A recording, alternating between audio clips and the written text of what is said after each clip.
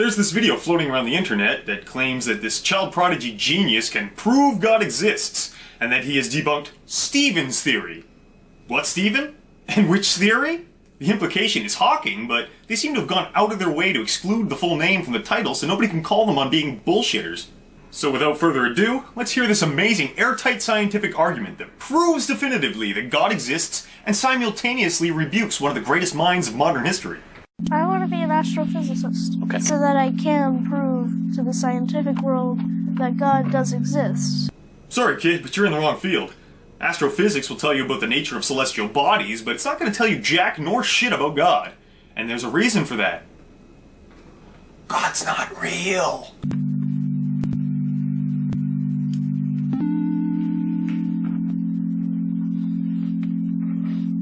Just because someone is intelligent doesn't mean they aren't prone to delusional thinking.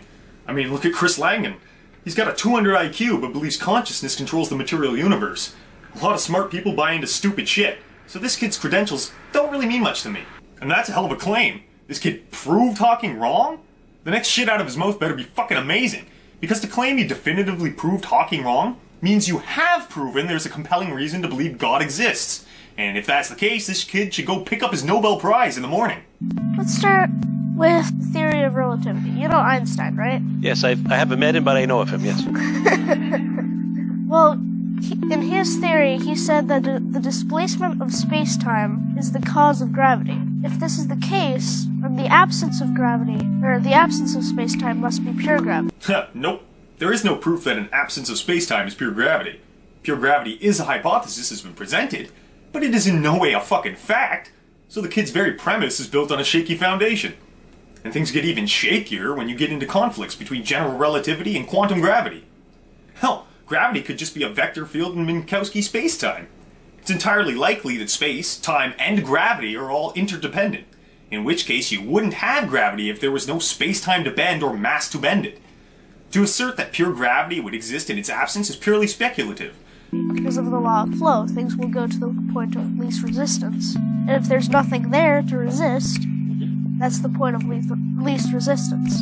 Okay. So, an absence of space-time would be pure gravity. Black holes are an absence of space-time. Again with the assumptions? Although we don't fully understand black holes, my understanding is that they are a compressing of space-time to such an extreme concentration that nothing can escape its gravity. But that doesn't denote a lack of space-time, simply an extreme bending of it. It's not actually a hole. Astronomers also claim that they are not inescapable, and that they've observed streams of matter jettison out of a supermassive black hole.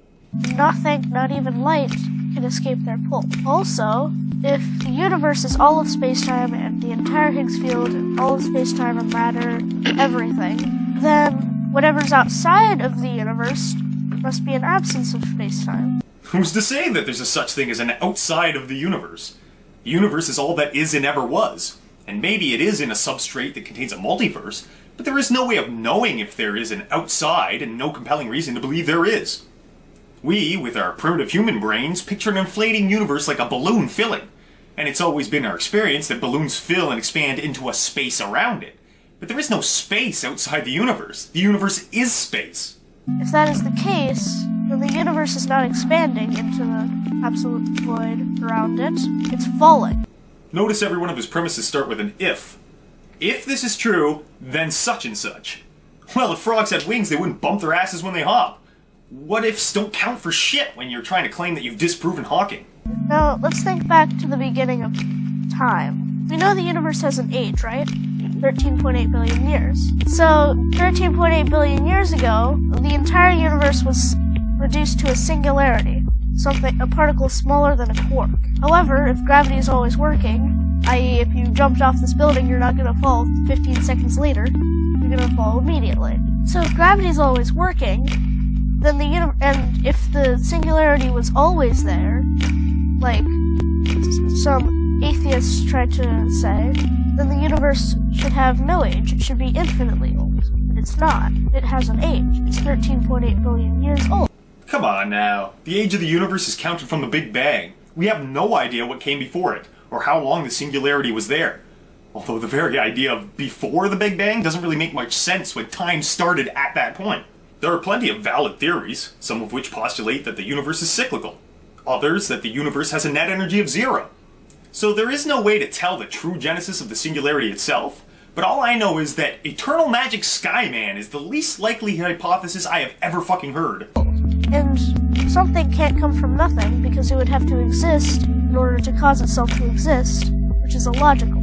So therefore, something other must have created the singularity. That something other we observe as God. Oh, I see. So a universe that creates or sustains itself is illogical because all things need an origin. Yet the invisible Skyman doesn't require an origin? And that's logical to you? And consistent? All you did was move the goalposts with some special pleading. Well, Hawking's theory that there should be no cause because of gravity, well, gravity can't create something.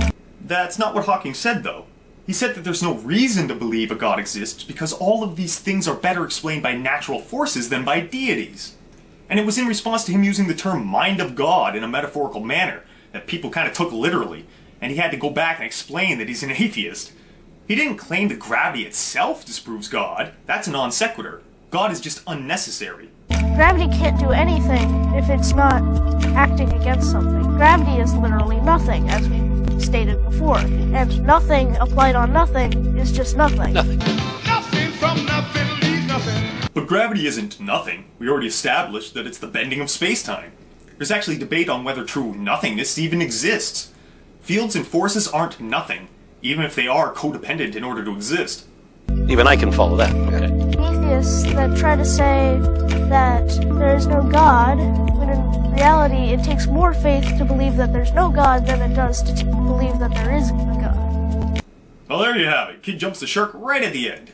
I think it's clear what happened here. Religious parents noticed their kid was a genius, so they preemptively filled his head with religious propaganda, so they could exploit him as a tool to proselytize. Because this is amongst the oldest and most often debunked piece of Christian apologetic sophistry you will come across. It takes faith to believe in a god because there is literally no fucking evidence. All he has is a classic argument from ignorance. Nobody knows where the singularity came from, therefore it's this. Which is just fucking stupid logic, because you can't claim to know something you just admitted is unknowable. And it also insults one's intelligence, as if you wouldn't have the discernment skills necessary to judge based on plausibility. Occam's razor, kid.